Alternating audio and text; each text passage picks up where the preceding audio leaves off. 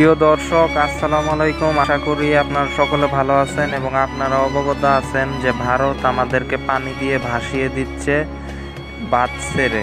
তো আপনারা সকলেই ভারতীয় পণ্য বয়কট করুন, কারণ ভারত আমাদের বন্ধু নয়।